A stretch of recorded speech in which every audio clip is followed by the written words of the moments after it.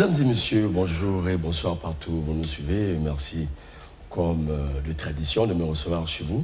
En tout cas, pour partager avec vous la vie politique nationale, pourquoi pas internationale, quand les besoins ou le besoin s'imposent. Aujourd'hui, Mac Bazar, une émission à caractère sociopolitique, va de nouveau porter son regard sur la vie politique et surtout les attentes des Congolais. Il faut dire qu'à 4 années de l'exécution du programme Société du chef de l'État par le gouvernement de la République et à 2 ans presque de la fin du mandat, les attentes des Congolais demeure comme un rituel. Ils continuent à attendre et beaucoup de questions se posent dans pas mal de secteurs de la vie. Une seule question se dégage: à quand la réalisation en tout cas la réalisation de ce projet de société? À quand la satisfaction des Congolais quant à ce contrat signé avec le chef de l'État? Et à côté, quelle est la responsabilité des partis politiques, de l'opposition, de la majorité du centre, dans l'exécution de ce programme qui vise, n'est-ce pas, le bien-être des Congolais?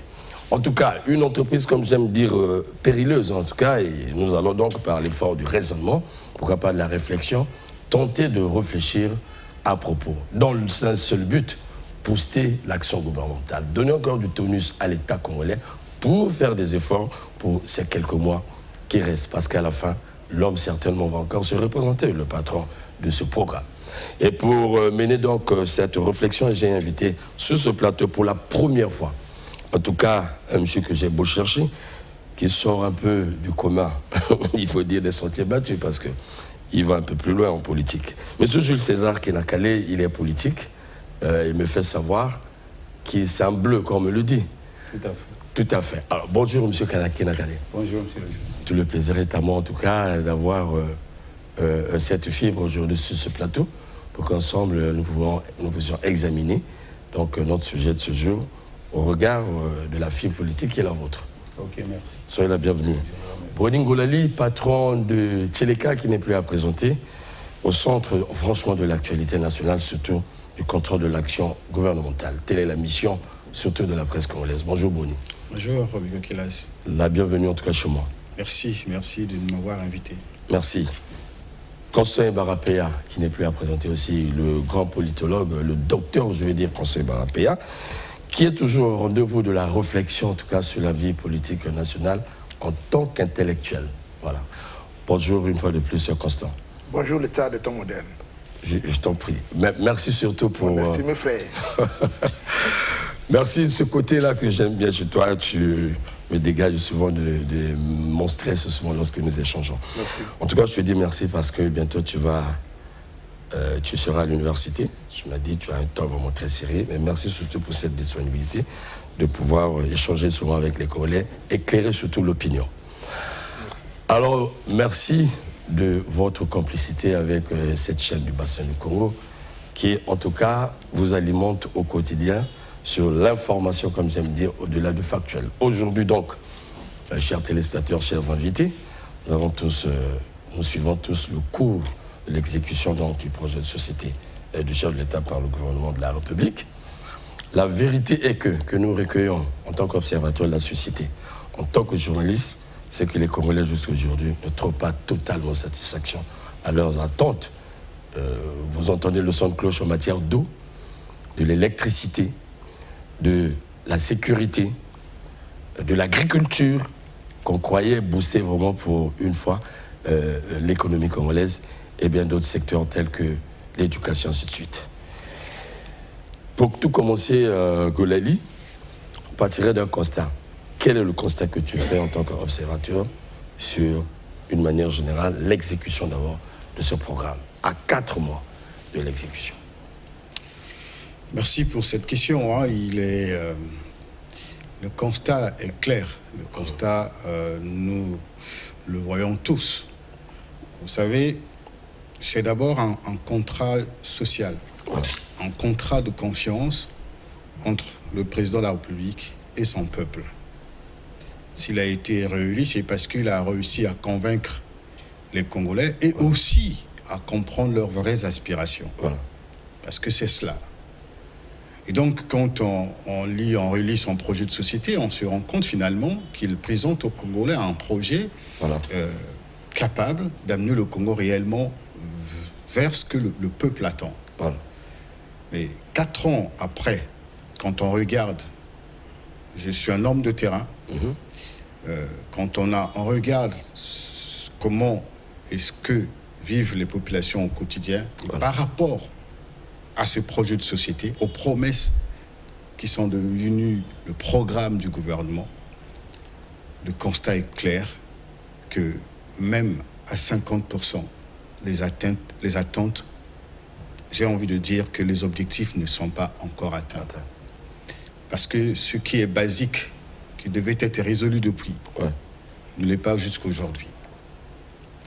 Pas plus tard qu'avant-hier encore, j'ai suivi les populations de Nkombo, dans la partie nord de Brazzaville, se plaindre du fait que depuis pratiquement 1 an, sinon en début de cette année, surtout en début de cette année 2024, l'eau n'a pas coulé, sinon 3 fois de leur robinet. Vous avez aujourd'hui des problèmes d'électricité, ça devient banal. Récurrent, banal. Banal parce que jusqu'ici, on ne trouve pas de vraies solutions, mais nous savons combien de fois quelles en sont réellement les conséquences au quotidien. L'impact négatif du manque d'électricité, à la fois sur la vie sociale, la vie des entreprises et même sur la psychologie des Congolais. Vous avez des problèmes de transport, vous avez des problèmes de chômage, vous avez des problèmes de santé. Rien en réalité aujourd'hui ne satisfait les Congolais dans l'ensemble, puisque quand vous êtes dans un taxi, le taximan se plaint de la qualité de la vie ou de la réalité sociale. Vous êtes dans un taxi-bus où vous avez plus de Congolais à bord, c'est les mêmes plaintes. Vous allez dans les marchés, c'est les mêmes choses. Aujourd'hui, même ceux qui sont dans les villages les plus reculés ont les mêmes préoccupations que ceux qui sont en ville sur le plan social et même sanitaire. Donc on peut déjà, sur la base de ce constat, dire que beaucoup reste encore à faire. À 4 ans, je crois que le gouvernement n'a pas vraiment bossé. Constant, toi également, qui observe, qu'est-ce que tu en penses en tant que citoyen? Bon, nous sommes à 2 ans de la fin du mandat. C'est quoi? C'est 2026. Les prochaines échéances. 2026. Oui. Mais si on veut être rigoureux, en réalité, le président Sassou est à la fin de l'exercice de son mandat. Parce que l'année 2025, c'est l'année électorale. En réalité, même si le politiquement correct voudrait qu'on dise non, ben voilà, on a encore une année, mais en réalité, la dernière année, c'est l'année électorale. On doit préparer la campagne électorale, on doit préparer ceci, il y a toutes les transactions qui vont avec. C'est difficile. Et je pense que Fortuna a eu à le dire tout à l'heure. Lorsque vous regardez le projet de société, ou bien le programme électoral, qui devient le projet de programme du gouvernement du président de la République, lorsque vous regardez, c'est structuré, grosso modo, en 3 parties. Vous avez le volet social, vous avez le volet économique, vous avez le palier politique. Et lorsque donc, vous regardez palier par palier, vous allez vous rendre compte que le président a encore du chemin. Et je suis tenté de dire, et là je peux être d'avis avec Fortuna Ngolali, que les objectifs n'ont pas été atteints. Allons doucement. Si nous prenons le volet social, le plus important, parce que le bail entre le président de la République, le président candidat, ou bien le candidat président qui devient président de la République, le cahier des charges, c'est prioritairement le volet social. Absolument. Et c'est là qui préoccupe les Congolais, puisque vous avez dit que les Congolais. C'est prioritairement sur le volet social. Et je vous ai dit ici, j'ai l'habitude de dire sur votre plateau, que la politique, c'est réfléchir comment résoudre les problèmes des citoyens. Voilà. Et lorsque nous prenons le... Et là, vous le dites le plus simplement possible. Oui, voilà. Là où nous regardons, prenons le volet social. 1, on n'a pas d'école. 2, il n'y a pas d'eau. Il n'y a pas d'électricité. 3, il n'y a pas d'intégration sociale. Vous voyez, le chômage est toujours là. Le taux de réduction du chômage est à combien aujourd'hui? Vous prenez le volet économique, puisqu'il y a une incidence entre le volet économique, surtout le secteur privé, qui aidé, si s'il est bien structuré, ça aide l'État à résoudre, à faire baisser le taux de chômage. Mais Fortuna, il voit qu'il est souvent invité sur son plateau, on constate souvent, on veut tourner, il y a délestage, et on passe toute la journée, bon, il doit faire recours à un autre opérateur économique pour louer un groupe, bon, il peut dépenser pratiquement 100 000.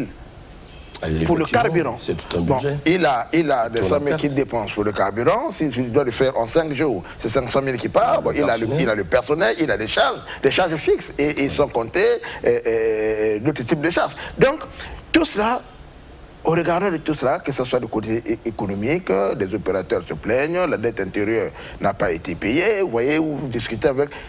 Et on se rend compte que le président de la République n'a pas réalisé, je dirais même pas 50% de son projet, parce que les problèmes sont restés les mêmes. Lorsque vous décryptez le projet de gouvernement qui réalise, hein? Oui, mais c'est son gouvernement. C'est son projet. C'est lui qui a... Non, regardez, voilà. Le gouvernement n'a pas un contrat avec le peuple. C'est le président de la République. C'est son contrat. C'est le président de la République qui a un cahier des charges. Laissez-moi on ne fait pas comme les politiques, hein, s'il vous plaît. Oui. Voilà, on veut faire le président de la République, l'exécutif. Le président de la République est le vrai patron de l'exécutif. Voilà. Un. Deuxièmement, c'est lui qui a un cahier des charges avec le peuple. C'est pourquoi il nomme les ministres et les congédie comme il veut. Effectivement.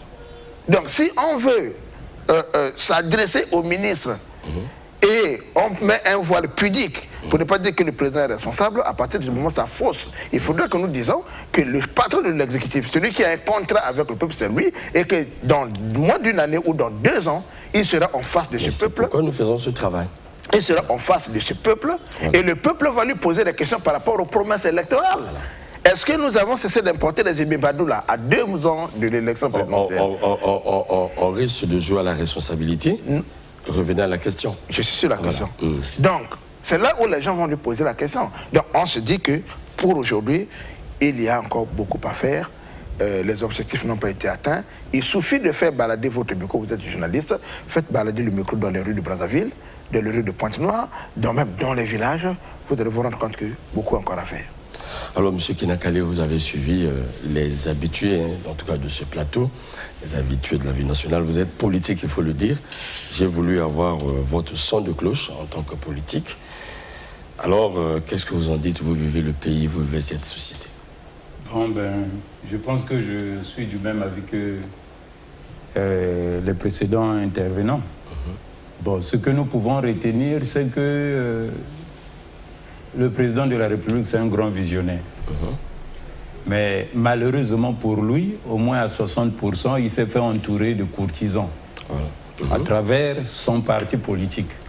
N'oubliez pas tout le temps que le PCT, le premier parti aux affaires qui est parti du mono, est arrivé en démocratie. Nous avons ce parti. Pays, hein? Voilà, nous pouvons même dire que c'est un parti expérimenté qui a passé qui a tout et qui a réuni toutes les conditions pour pouvoir s'en sortir et justement affronter n'importe quelle situation. Voilà. Mais malheureusement, dans la vision du chef de l'État, il n'a pas été assez accompagné. Il n'a pas été assez accompagné. Les acteurs politiques qui sont avec lui, bon, pour la plupart, ce sont des... Comment est-ce qu'on peut dire? Ils viennent parce qu'ils croient en l'homme.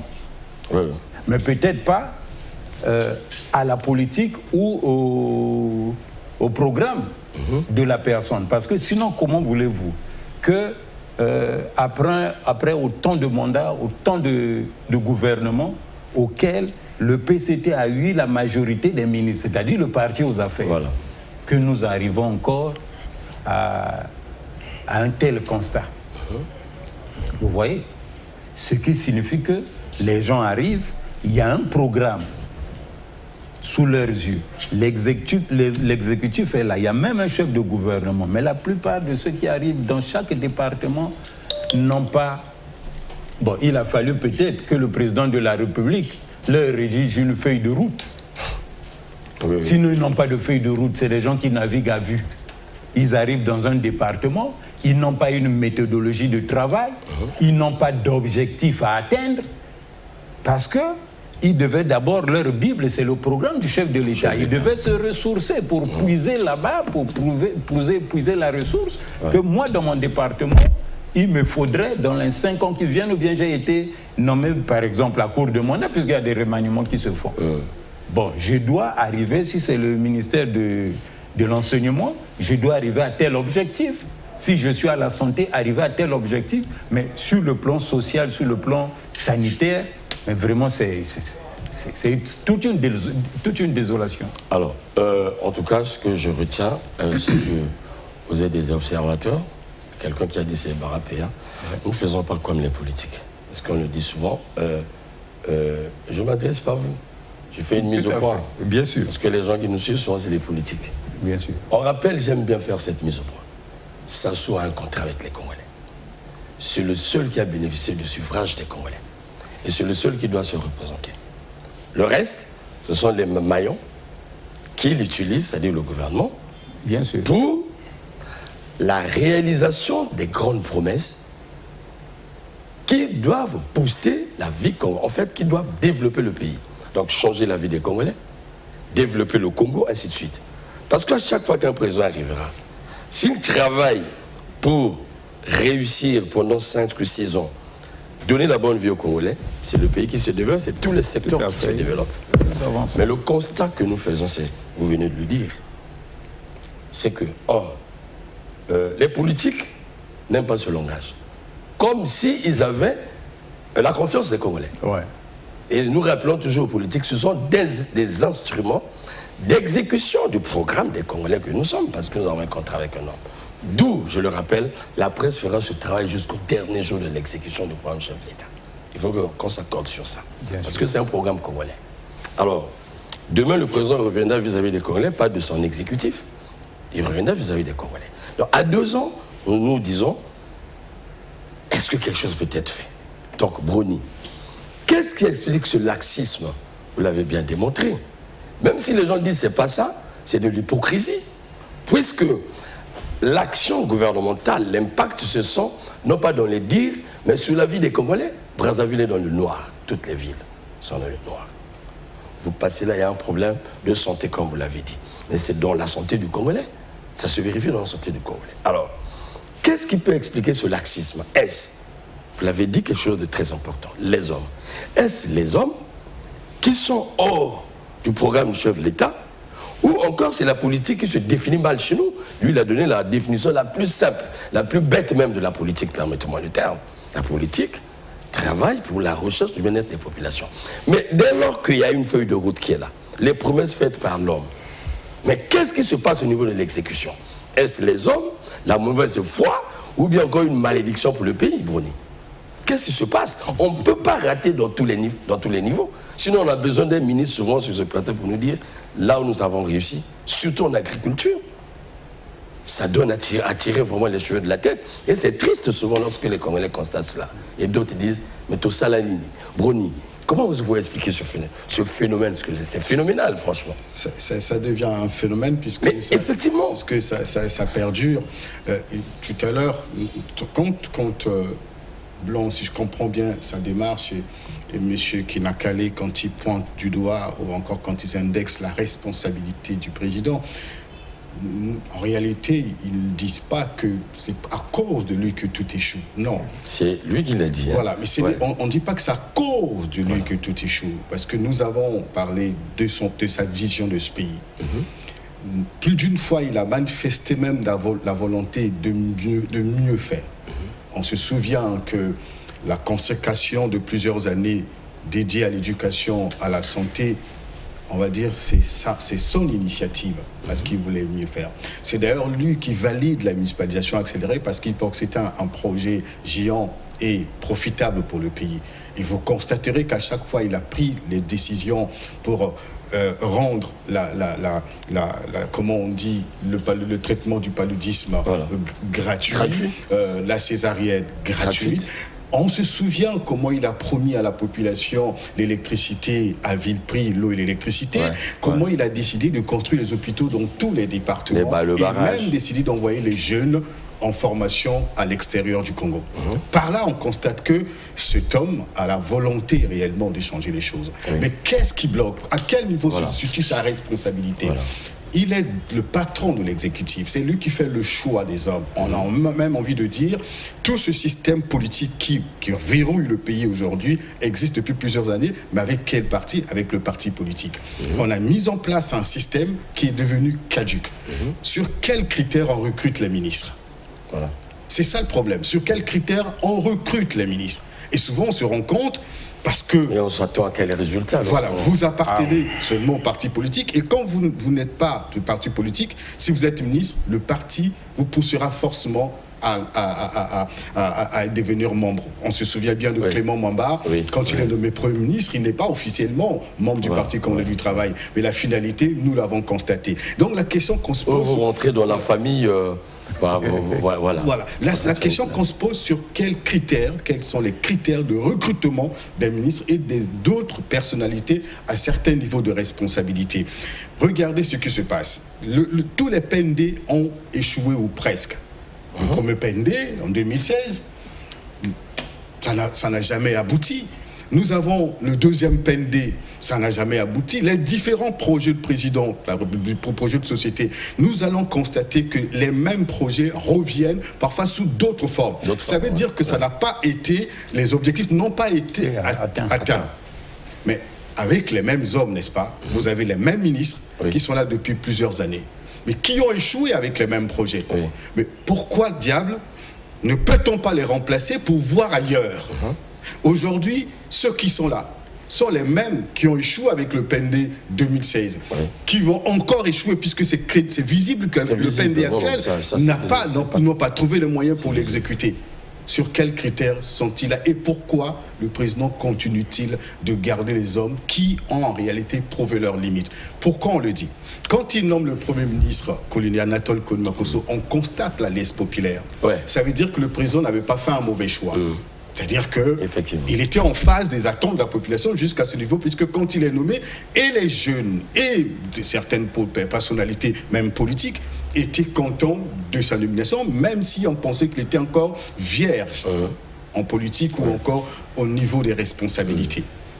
Nous avons vu quand même ce qu'il a pu faire, même si le bilan n'est pas largement positif. Nous l'avons constaté au ministère de l'Enseignement, nous avons constaté aussi au ministère de la Jeunesse. C'est certainement fort de cette expérience que le président fait le choix de ce monsieur, et qui est un conciliateur, quelqu'un qui... il sort un peu au ça quand il arrive. Mais quand il arrive, la composition du gouvernement constituait déjà le premier souci. Nous l'avons dit. Parce que vous nommez un monsieur qui paraît jeune par rapport aux générations, mais avec des anciens ministres qui ont depuis longtemps bloqué le fonctionnement du système. Ça veut dire qu'ils n'ont pas donné assez de chances, de possibilités à Anatole Koulimakosso de travailler. Et c'est le système qui est verrouillé. Soit tu suis le système, soit on t'écrase. À un moment donné, il fera quoi? Il va s'aligner. Et c'est pour cela que tout le gouvernement aujourd'hui souffre d'une sorte de léthargie, de paresse. Le gouvernement est totalement démissionnaire. Et les activités, le gouvernement, comme disait un professeur d'université, gère les affaires courantes. Tout tourne autour des forums. Chaque ministre veut avoir son forum, veut avoir son atelier. Vous constaterez qu'il participe tout le temps au forum au niveau international, mais qui depuis 4 ans n'ont rien apporté au pays, même sur le plan social ni politique. Et la visibilité, c'est à la télé. Vous avez l'impression que ça travaille à la télé. À un niveau, ils deviennent tellement oisifs, même pour connecter 2 universités à la fibre optique, ils sont obligés d'organiser toute une messe. Cela montre combien de fois le gouvernement souffre d'activité, manque de quoi faire, souffre de manque de vision, souffre de dynamisme. Et pour donc tenter à gagner en temps, ils sont obligés tout le temps d'organiser de telles activités, de telles sorties. La visibilité. Mais alors que dans le concret, ils ont une feuille de route en réalité. C'est le projet qui est devenu un programme. Vous avez le Premier ministre qui a tout résumé dans les 12 batailles. Vous avez le PND. Ça veut dire que le schéma tracé, on va dire, la direction à suivre, ce sont ces projets. Donc chaque jour, chaque ministre qui se réveille doit voir qu'est-ce qu'il faut exécuter aujourd'hui par rapport à tel projet? Quelle est la page? Est-ce que tous les forums qui sont organisés à gauche et à droite, est-ce que toutes les missions qui sont effectuées à gauche et à droite se trouvent réellement dans la vision du président de la République? Donc, en ce moment-là, vous comprenez que le problème, c'est que les hommes qui sont là, on vit avec le système. Ils n'ont plus envie de travailler, certains parce qu'ils ont la confiance du parti ou du chef lui-même. Et donc, qu'on ne réussisse ou pas, nous demeurerons ministres. Certains appellent effort de guerre parce qu'ils auraient participé à un moment donné de l'histoire du pays à soutenir le pays d'une manière ou d'une autre. Et nous avons souffert pour le pouvoir. D'autres encore le disent, comme vous le dites, nous avons souffert pour ce pouvoir. Et encore certains, d'autres qui réclament d'avoir été avec le président depuis je ne sais pas tant d'années. Mais la meilleure réponse, ou encore la loyauté, la fidélité, à mon avis, quand on aime le président, c'est exécuter ce qu'il vous demande de faire. Mais malheureusement. Absolument, c'est simple.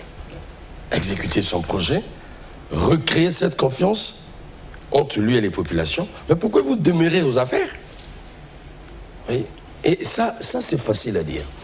Alors, Monsieur Constant Barapéa, vous avez suivi le développement de l'autre. Nous nous posons en tout cas cette question. Il y a Dimi qui avait dit une fois ici, au début, lorsque Collinet arrive aux affaires, Collinet sort un peu de l'ordinaire. Lui, c'est pas un carriériste du pouvoir. C'est un jeune qui a été moulé dans les affaires devant tous les Congolais. On l'a vu monter, ainsi de suite. Effectivement, quand il arrive, on a vu une certaine liesse parce qu'il n'était pas carriériste. Certes, il était Premier ministre de l'enseignement, il n'est pas trop vieux dans les affaires parce qu'on sait les ministres qui sont là depuis la fin de la guerre. Voilà. Qui en ont fait vraiment une carrière. Mais qui n'ont pas peur de leur bilan. Le bilan connu de tout. Quel est l'impact de leur action sur la vie des Congolais? Oui. Ils s'en foutent. Voilà. Mais en face d'un Collinet juvénile qui arrive en politique, Dimi avait dit ici, ça c'est un frère, je le cite, il dit, Romy que nous sommes aujourd'hui, avant 5 ans, Collinet va croiser le fer parce qu'il y a des ministres au gros bras, c'est le mot qu'il avait utilisé. Ceux qui respirent le pouvoir, qui ne voient pas la vision du chef de l'État, qui n'ont pas le souci de son contrat, qui ne s'imaginent pas qu'il faut que ce monsieur apporte des solutions aux problèmes des Congolais pour qu'ils se maintiennent. Mais qui se place sous son dos et qui attend qu'il aille à la bataille, qui ne facilite pas les choses. Mais c'est ce qui semble être aujourd'hui. Quand on voit tous les secteurs Constant Barapéa, on se dit, mais qu'est-ce qui ne va pas? Il a dit quelque chose d'important ici. Vous avez l'impression que chacun travaille pour lui-même. Les ministres manquent même de l'engouement dans l'exécution de la feuille de route. Ils parlent moins de la feuille de route. Ne serait-ce qu'à voir le journal télévisé des médias le soir. Vous avez l'impression que ça travaille dans les télés. Entre les 4 murs en cravate avec du papier en face de l'auditoire, ça se passe comme ça. Mais les Congolais attendent l'exécution. Alors, s'il a fait ce développement dans ce laxisme, qu'est-ce que vous dites? Parce qu'on n'arrive pas à comprendre cela. Merci beaucoup. Je vais relativiser quelque chose dit par le frère Kenakale, et certainement c'est pas fortunat. Lorsque vous dites que le PCT, vous incriminez le PCT, je ne suis pas membre du PCT, je parle sur la base des données. Il faut savoir que le PCT ne participe pas à la formation du gouvernement. C'est-à-dire lorsque c'est pas, il ne faut pas confondre la période du mono où le comité central et le bureau politique participaient pleinement à la composition. Le choix est fait de donner dans la majorité. Allons doucement. Il y a ce qu'on appelle, quand j'observe la scène politique congolaise et surtout le rapport entre le parti, le pouvoir politique et l'État, tout ce qui va avec, j'ai envie de dire que nous sommes pour prendre l'expérience de Robert Dalle, l'expression de Robert Dalle, je parle de la polyarchie. C'est-à-dire il y a plusieurs centres de diffusion du pouvoir, au sein desquels ces canaux où les gens arrivent au gouvernement. Dernièrement, si vous avez parlé du réseautage, de la rubrique des réseaux, chacun a son réseau. Et ce n'est pas forcément le réseau du parti qui fait intégrer les gens dans le recrutement. Vous vous rappelez que c'est mon thème de recherche. J'ai fait la thèse là-dessus. Donc, il y a une forme de polyarchie où le recrutement se fait par plusieurs canaux. Il y a des gens qui tombent au gouvernement sans pourtant que le PCT ait un mot à dire, sans pourtant que le parti ait un mot à dire. D'ailleurs, Sortina a évoqué le fait qu'il y a des gens, quand ils rentrent au PCT, au gouvernement, le parti l'intègre. Ce n'est pas forcément le parti qui appelle, mais c'est aussi la personne qui vient au parti. Et le parti aussi a besoin de ça parce que le parti fonctionne aussi avec les rétributions des membres qui sont dans les exécutions. Mais laissons ça de côté. Deuxième observation, je me rends compte qu'on fait tout pour dédouaner Colonel Makosso, qui était jeune et tout. Non, moi je pense que Colonel Makosso, quand il est le Premier ministre, il a déjà 10 ans au gouvernement. Colonel Makosso rentre au gouvernement en 2011, sur le même décret que M. Opimba et Mme Yela Bompoutou, paix à son âme. En 2011, il est même au gouvernement avant le ministre Jean-Jacques Bouya et autres. On ne peut pas dire qu'il était jeune. D'ailleurs, il a un bilan. L'enseignement nous a... Laissez-moi continuer. C'est juste une parenthèse, je la ferme rapidement. Non, je veux que vous allez à l'essentiel. Oui, je veux à l'essentiel. Là, vous contre-attaquez simplement. Je ne contre-attaque pas. Non, je ne contre-attaque pas. On va gagner. Je vais arriver. On a dit clairement, on ne dédouane pas. Moi j'aime les débats précis. Ah oui. On examine un fait clair. Oui. Pourquoi ce laxisme? Mais voilà, je réponds. Les points de vue, chacun a son point de vue. Je réponds. On pose un problème, est-ce parce que Colonel jeune, il vient d'arriver, il n'a pas la puissance sur les autres vieux ministres. Mais je demande on ne le dédouane pas. C'est un fait. Maintenant, vous apportez ce que vous pensez. D'accord. Parce que dire dédouaner, c'est comme s'il n'est pas responsable. Okay, je le fais donc. Mais pourquoi il n'arrive pas avec ces derniers? Je le fais donc. En 1999, on rentre en 2000. Le président Sassou a donné une interview, a accordé une interview à la chaîne Jeune Afrique Économie, intitulée Rendez-vous avec la paix et la démocratie. Jeune Afrique numéro 330. Et M. Pascal Tala pose la question au chef de l'État. Est-ce que vous vous souvenez avoir commis des erreurs pendant votre mandat sous le mon nom? Il dit oui. On ne peut pas organiser, gérer le pays pendant toute cette période sans pourtant commettre des erreurs. Il dit mais la plus significative, c'est sans doute le choix des hommes. J'ai lu son interview. Le choix des hommes. On choisit souvent les hommes, mais on se trompe aussi souvent facilement. Donc le président sait pertinemment que pour réussir une entreprise de gestion de l'État, il faut les hommes. Et les hommes de qualité. On est tous d'accord sur ce plateau que le problème qui tue le Congo, qui tue l'action gouvernementale, c'est la qualité des hommes. Je ne peux pas être de mauvaise foi pour dire que le président n'a pas la volonté. On va trouver les hommes. Le président n'a pas la volonté. Pourquoi? Parce que Fortuna a cité a énuméré un certain nombre de faits. Je suis totalement d'accord. Il a promis le boulevard énergétique. On peut quand même voir que, quand vous quittez Pointe-Noire jusqu'à Ouesso, toutes les grandes villes, il y a l'électricité. Mais qu'est-ce qu'on en fait? On peut discuter sur la qualité de l'électricité, mais au moins la base est là. Mais il faut que l'électricité soit disponible. Et justement, la base est là. On a parlé du programme de municipalisation accélérée. On a versé de l'argent. Le problème est là. Mais la question des hommes. Ça donne quoi? Mais la question des hommes, c'est parce que les hommes sont inscrits dans un réseau de parentèle. Dans un réseau de parentèle où chacun a son poteau. On est dans des circuits de distribution et de rétribution. En réalité, je me rends compte que, sur la base de mes observations et de mes enquêtes, on récompense plus la loyauté que le travail fourni. C'est-à-dire les gens sont au gouvernement parce que vous êtes loyal, parce que vous appartenez à tel camp, parce que vous êtes soutenu par telle personnalité. Ce qui fait que même quand le président, d'ailleurs j'avais dit à un moment que le président était pris en otage, quand le président veut opérer des changements, il trouve en face de lui des murs, certains murs qui viennent de ceux qui apportent les gouvernements parce que derrière il a la rétribution. Sinon, comment comprendre que tout le secteur ne marche pas? Le président conserve le même gouvernement et il veut même aller à l'élection avec le même gouvernement. Comment vous expliquez ça? Avec le même gouvernement qui a battu tous les records de l'impopularité. Comment vous expliquez cela? Parce que nous, c'est comprendre le fond. Et justement, c'est ce que j'ai dit tout à l'heure. L'explication, on le trouve dans le social. Il y a des réseaux sociaux, des liens sociaux qui allient le président à un certain nombre de ministres, qu'il considère parfois comme des enfants, et en tant que père, non, parce que vous avez suivi, il y a eu un remaniement ministériel, certains ministres ont été reconduits, vous avez vu, ça circulait sur la toile, un ministre qui se dit, c'est notre père. Je vous en prie, oui. En tant que père, il ne peut pas nous écarter, malgré... Mais ce qu'il dit est important, pourquoi? Désolé, docteur. Non. Je vais vous aider. Ce qu'il dit est important, pourquoi? Parce que je posais la question tout à l'heure sur quels sont les critères de recrutement. Et si les critères de recrutement sont ce qu'il est en train de citer, les liens familiaux, les liens d'amitié que nous avons, ça veut dire que c'est déjà... Des liens confessionnels. Voilà, des liens, ça veut dire que c'est un recrutement raté à la base. Parce qu'on ne recrute pas sur la base des compétences des uns des autres. Je dis pas, c'est la loyauté. C'est la loyauté simplement. Donc, en ce moment-là, ça a un impact, un tel recrutement a un impact sur le rendu. Regardez, mais non, il n'y a pas d'impact. La réalité est là. Regardez ce que nous vivons quand il y a remaniement. Vous prenez le ministre Émile Osso, par exemple. Il a déjà fait presque tous les départements ministériels, excusez-moi d'exagérer.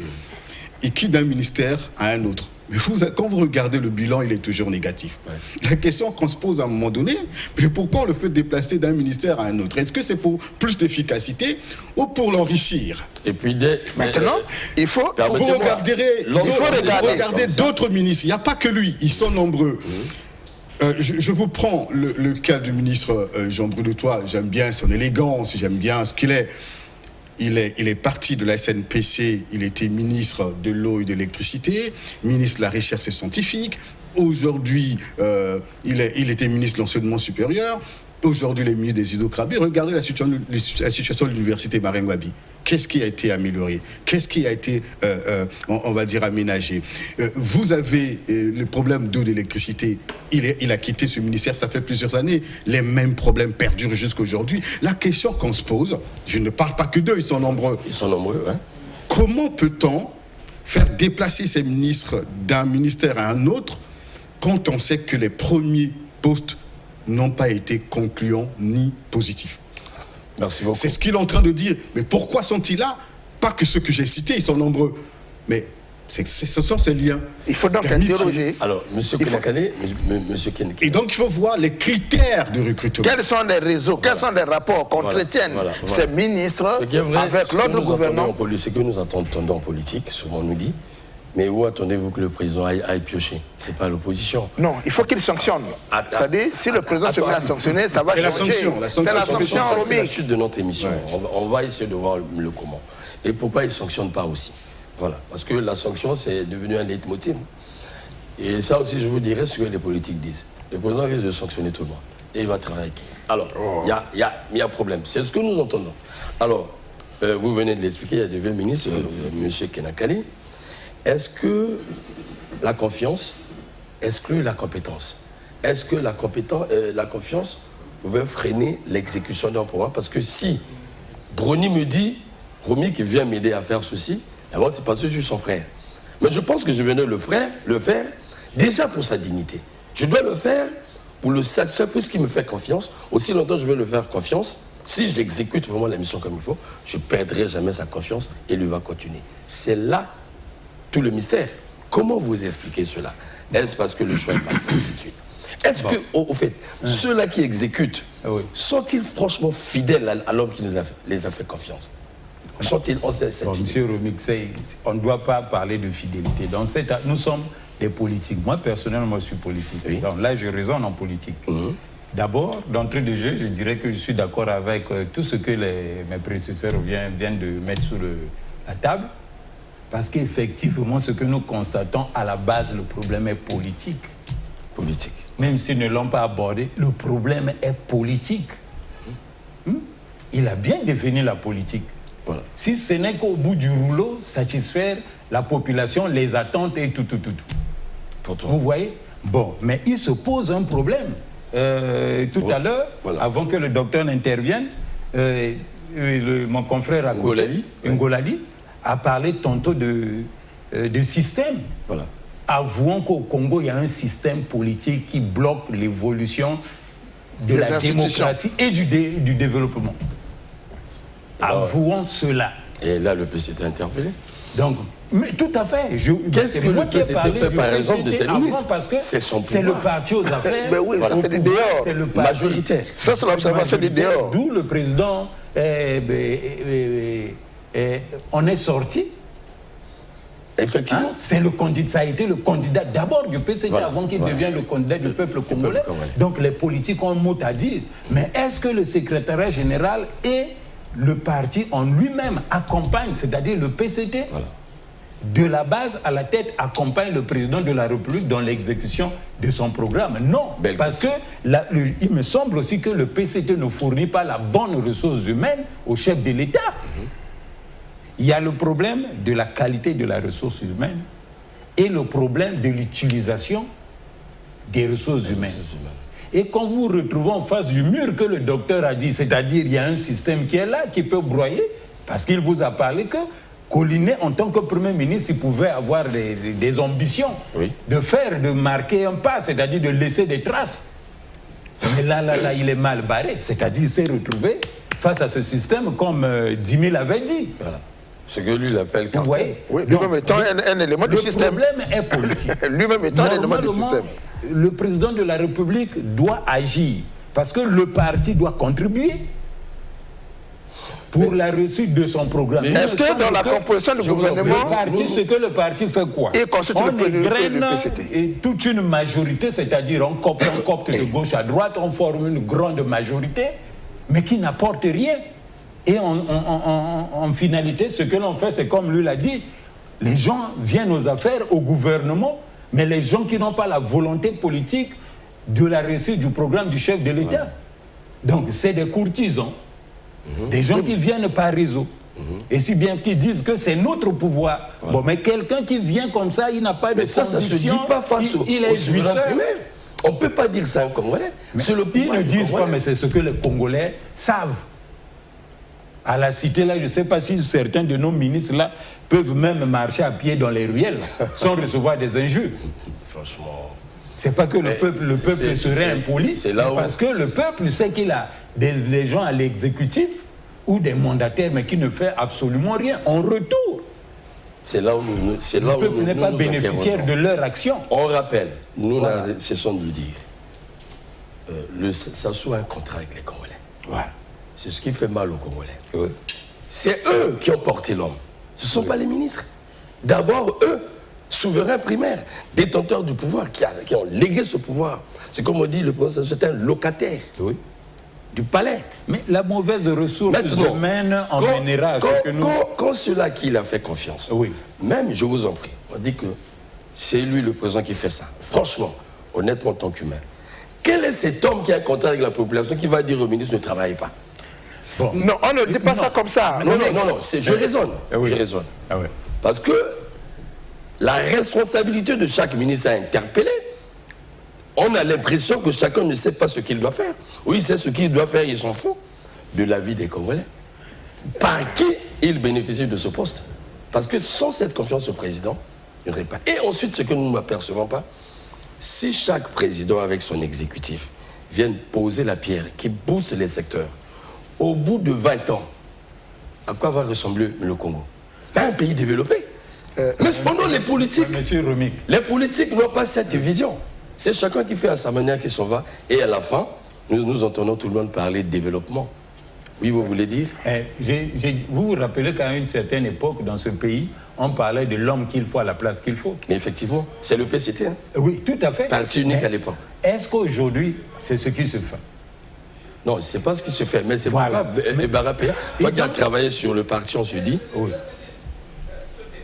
où est partie cette fibre du Parti congolais du travail? Parce que je dis, tout le monde, tout Congolais peut réclamer ce parti, ce fait un parti national. Celui qui l'a bâti n'est plus. Mais il a légué au Congo des idées généreuses, riches, un outil, vous avez dit. Où est partie cette fibre, s'il vous plaît? Nous avons vu avec Pierre Ngolo, j'aime bien le citer, il est encore là. Secrétaire général du Parti congolais du travail. Nous avons vu les ministres trembler lors des interpellations du Sénat. Ils tremblaient, alors que le secrétaire général du Parti congolais du travail. Le trou de Ngamakoso. Il y a des ministres qui ont eu chaud sur cette question, en direct. Mais vous sentez la pulsion, la volonté de faire réussir la vision de celui qui les a fait confiance. Mais où est partie cette fibre, mon frère? Mais oui, mais vous oubliez qu'il y a eu des mutations. Il y a eu des mutations. En 92, en 90-91, il y a eu des mutations. Ça, c'est le 1. Deuxièmement, les aînés sociaux qui étaient à la base de la création du parti, qui ont cheminé avec le président de la République, comme camarades, avant qu'il ne soit président, sont tous partis. Donc, le chef aujourd'hui est un patriarche qui est entouré de ses enfants, c'est-à-dire les fils aînés comme Ngolo et autres, et des cadets sociaux qui viennent après. Et ces gens-là, ces acteurs qui l'entourent aujourd'hui, le voient, le perçoivent comme un patriarche. C'est des enfants, contrairement quand il y avait des gens comme les Noumazalaï, qui pouvaient dire au président, Monsieur le Président de la République, ça, je ne pense pas qu'on puisse faire comme ça. Il y a le Koundjou, tout type réparti. Et puis, il y avait au PCT ce qu'on appelle le CCV. Commission de contrôle et vérification. D'ailleurs, quand Ngolo a essayé d'instaurer ça, pendant qu'il était secrétaire général du PCT, on a crié partout qu'il convoquait les ministres pour faire ça. Donc le problème, c'est là, on a perdu la substance.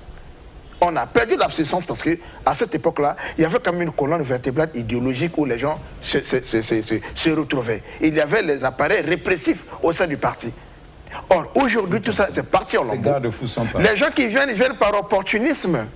Vous avez des gens qui rentrent au PCT par le haut, c'est-à-dire, Fortunat dit tout à l'heure, ils rentrent d'abord par des réseaux qu'on ne maîtrise pas. Une fois à l'intérieur, il dit, bon, pour garantir ma position, je vais quand même faire le copinage, intégrer le PCT. Nous avons vu ça chez les députés. Il est élu indépendant. Donc, et automatiquement, il rentre au PCT. Mais alors, Romik, ce que nous disons, le président n'est pas étranger à ça. Regardez depuis 2009, 2015, jusqu'à aujourd'hui, mais le président tire à boulet rouge sur ses ministres.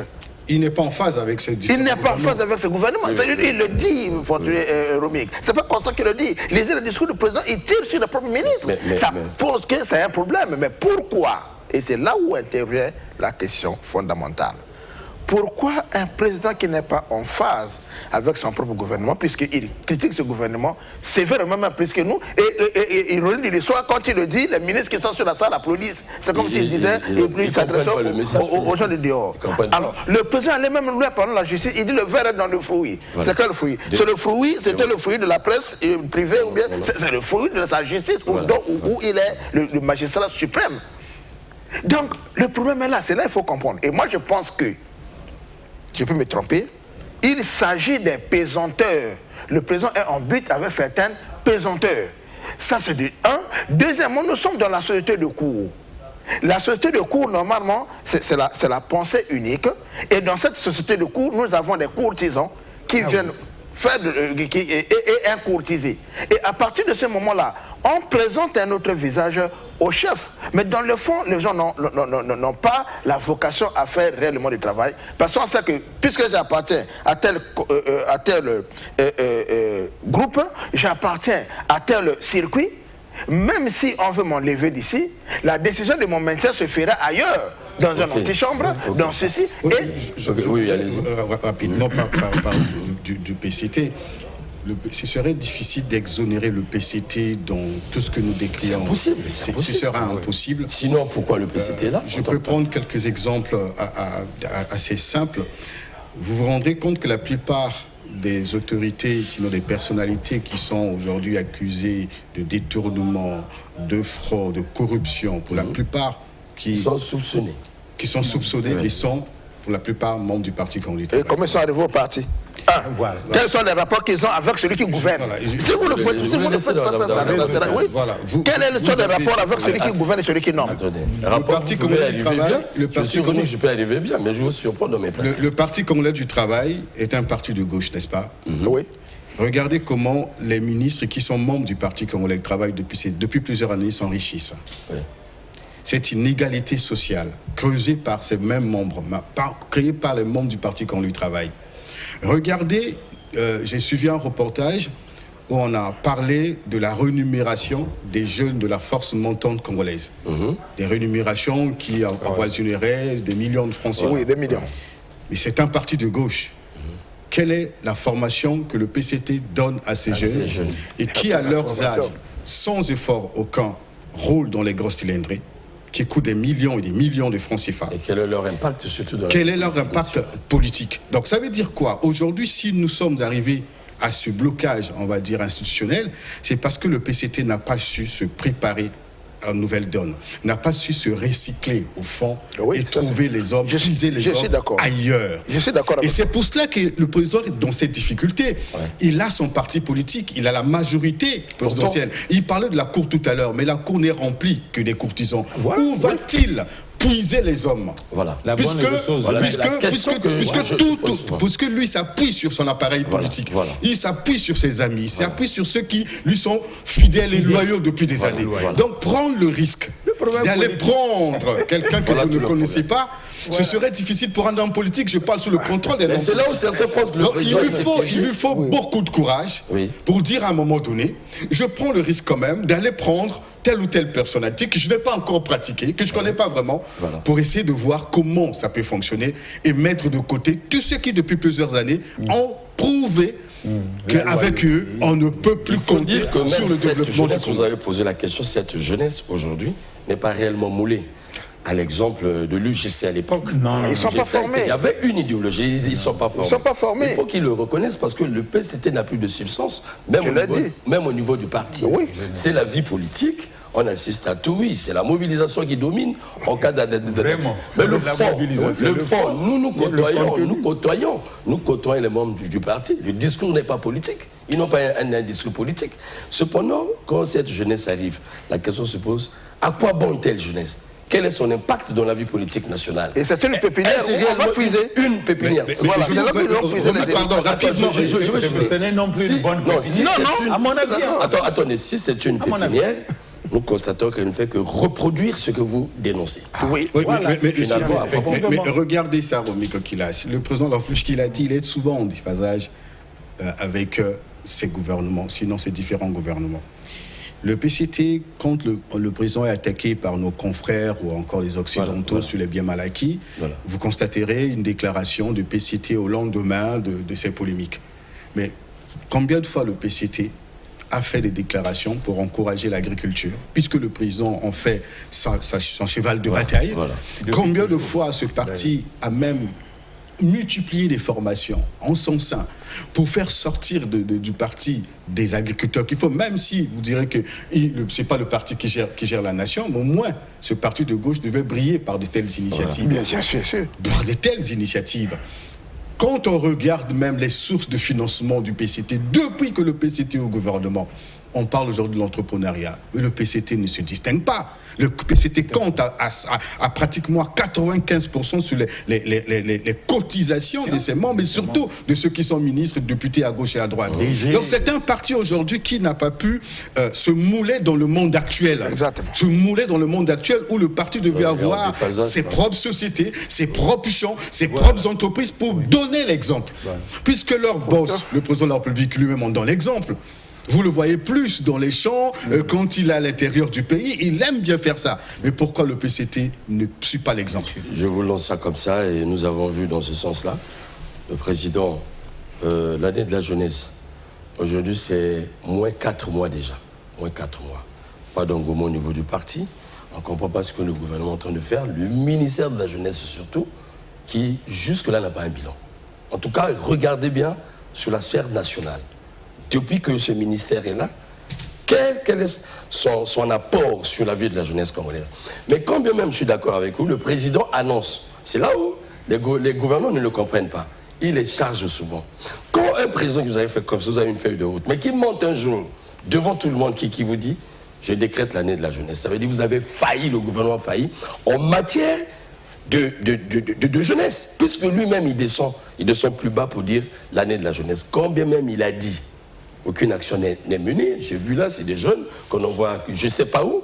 Bon, à côté, le président a annoncé ici la réinsertion de ces jeunes, bébés noirs, dans des centres de rééducation. Malheureusement, rien ne se fait. Ça, c'est encore le président. Ça fait 2 ans, non? Mais 2 ans, mais quand le président descend, c'est dire que le ministère à charge a failli. C'est une leçon qu'ils ne comprennent pas. L'agriculture, nous voyons comment on emmène le président partout, dans des champs. On a l'impression que c'est le ministère de l'Agriculture qui fait ces champs. Mais les opérateurs économiques sont là. Nous avons vu le ministre Kiki, Christian Sassou, permettez-moi avec ce petit mot, sortir dans cette grogne du contrat avec les Rwandais. Il a posé quand même un mot, nous avons vu, ça a été réactivé. Il explique. Le président nous dit mot. Le président nous dit mot sur l'électricité, l'eau. C'est incroyable. Alors, on se dit, est-ce que ce n'est pas un complot contre le chef de l'État, puisque nous avons dit il y a donc ces systèmes dans le système. Est-ce que ce n'est pas un complot contre le chef de l'État, un complot contre le Premier ministre Collinet qui manifeste cette bonne volonté? Est-ce que ce n'est pas un complot? Quand je dis complot, ce n'est pas un complot faire mal, mais un complot pour ses intérêts égoïstes, sauf autre de la vision du chef de l'État et de celui qui emmène ce bateau. Est-ce que ce n'est pas un complot?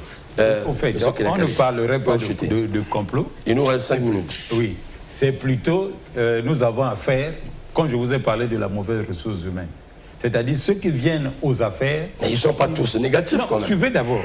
Eux, ils viennent à travers ces réseaux-là. Quand ils viennent, ils arrivent, c'est d'abord des jouisseurs. Puisque le budget de chaque département, même dans les différentes directions là, que nous avons ici, l'administration est morte. Parce que les gens, qu'est-ce qu'ils font? Eux, ils veulent au moins paraître, mais dans le concret, les différents dossiers qu'ils devaient ouvrir pour atteindre des objectifs, les gens ne travaillent pas dans ces objectifs-là.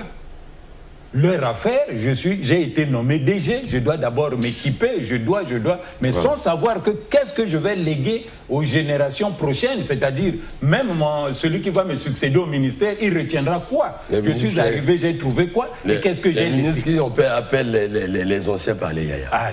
Vous voyez? Je pense que, vous l'avez dit, il reste à peu près un an, sinon un an et demi ou 2 ans encore à ce gouvernement. Je pense que, le politologue l'a dit, la situation sociale est devenue tellement précaire dans ce pays. On n'a jamais vu des Congolais se plaindre et même pleurer à ce point. À ce point? Nous fréquentons les quartiers parfois précaires, nous sommes en contact permanent avec les populations de Brazzaville et de l'intérieur du pays. Mais la souffrance a pris des proportions très, très inquiétantes. Mais je pense qu'il y a la possibilité de donner espoir à ce peuple qui a totalement perdu espoir. Ce peuple qui n'espère à rien et qui ne croit même plus au discours des hommes politiques, qui ne croit même plus au discours des ministres dans différents forums. Mais il faut quand même un signal fort, d'abord pour susciter de l'espoir, même si nous savons qu'en 2 ans, on ne peut pas rattraper tout ce que nous avons décrié, mais moi, susciter de l'espoir. C'est-à-dire que faire vivre cette population. Et en le faisant, moi, je pense que le président doit quand même voir où est-ce qu'il peut aller puiser les hommes. Qu'il tente quand même, c'est un militaire, il peut prendre quand même le risque d'aller voir ailleurs, dans d'autres sphères, en dehors de la politique par exemple, voir quels sont les hommes qui peuvent réellement l'accompagner. Et moi je pense qu'il faut des hommes qui soient capables de susciter de l'espoir, des hommes qui ont l'habitude de partager les instants avec les populations, les hommes qui comprennent cette réalité, et pas ceux qui viennent parce que ils ont déjà une ambition de s'enrichir. Je pense que si on continue de cette manière, ça va. Je ne sais pas quel sera le bilan que le PCT et même la majorité présidentielle présentera à la fin de ce quinquennat à la population. Merci. Conseil Marape. Oui, je veux dire que, comme l'a dit Fortuna, le président doit changer la manière de faire, prendre les risques, c'est un général, prendre les risques. Parce qu'aujourd'hui, tout le problème, c'est quoi? C'est que dans le leadership actuel du chef de l'État, on enrichit plus les individus que les communautés. Voilà. Or, dans une société, lorsque vous enrichissez les individus au détriment de la communauté, les conséquences, c'est le taux de précarité que l'on trouve dans notre société. Je prends un exemple simple. On va vous dire, on va nous dire, à Olombo, on a 4 ministres qu'on a nommés à Olombo. Mais quand vous avez nommé 4 ministres à Olombo, ça va changer quoi sur le quotidien des individus de Olombo? Or, la perception, c'est que lorsqu'on va nommer les gens de Olombo, il y aurait une forme de distribution sociale et on pense régler le problème de la société alors qu'on a réglé le problème d'un individu avec sa parentèle. Deuxième chose, il faut regarder. Les Congolais ne sont pas seulement au sein de son parti ou au sein de sa propre parentèle, les enfants de ses amis, les enfants de ceux qui d'ailleurs lui ont créé plus de problèmes. L'échec retentissant que nous observons ici, c'est lié à ses camarades, ses amis politiques, ses amis de l'école, les enfants de ceux-là, toute cette génération qui s'est engluée dans la jouissance et la jouissance sans frontières. Et le résultat est que le taux de chômage, la précarité est là. Il faut qu'ils sortent de là. Ils doivent trouver les hommes nouveaux. Il y en a de Congo à 5 millions d'habitants. Il y en a. Et regardez les projets structurants. C'est sur cette base-là qu'il essaie un peu d'avoir dans le prochain gouvernement, avoir un cahier des charges vous nommez un ministre, vous dites voilà ce qu'on attend de vous. Et au bout de 2 ans, 3 ans, si vous ne foutez absolument rien, ou bien d'une année, on vous fout dehors. L'agriculture, c'est ce qui développe le pays, mais l'agriculture est là. Le ministre de l'Agriculture m'a interpellé une fois au Parlement. Oh monsieur, c'est le monsieur là qui dit que l'agriculture ne marche pas au pays. L'agriculture ne marche pas. Ça ne marche pas, monsieur le ministre. Ça ne marche pas, vous m'interpellez au Parlement, ça ne marche pas. Et je le dis encore ici que ça ne marche pas. C'est l'agriculture, s'il vous plaît, les Congolais, c'est là où je disais. Tout le monde se plaint. Il faut souvent faire cette pédagogie, que les commis à certaines fonctions comprennent que ceux-là qui leur donnent ces tâches ont une confiance, sauvegarde, protègent leur confiance vis-à-vis des Congolais. Mais quand un ministre raisonne comme ça, il a juste besoin du succès. Mais l'impact de son travail, c'est sur le Congolais. C'est sur le Congolais. Qu'est-ce que le Congolais mange aujourd'hui? Et heureusement que nous avons une agriculture traditionnelle qui nourrit du premier citoyen au dernier. Vous n'avez jamais écouté une pénurie de foufou ou du manioc. Qui produit? Est-ce qu'ils sont subventionnés? Les paysans sont-ils subventionnés? Sont-ils financés? Mais pourquoi l'État qui a des milliards ne réussit pas cette politique alors que les paysans au quotidien ils pratiquent que ça? Allez-y comprendre. C'est que la méthode n'est pas bonne. Au lieu de faire comme disait le Ngolo à l'époque, au lieu de faire avec les paysans, on va faire avec les cols en cravate et on échoue. Et quand on dit, il faut qu'on dise que ça marche. Non, l'agriculture, c'est un problème. Alors voilà qui a été de notre émission. En tout cas, et merci de nous avoir reçus sur ce plateau. Merci pour vous qui nous avez suivis. Répondez-nous. Est-ce un complot au sein du gouvernement? J'attends vos réponses. Au revoir, je vous vois la prochaine fois. Merci.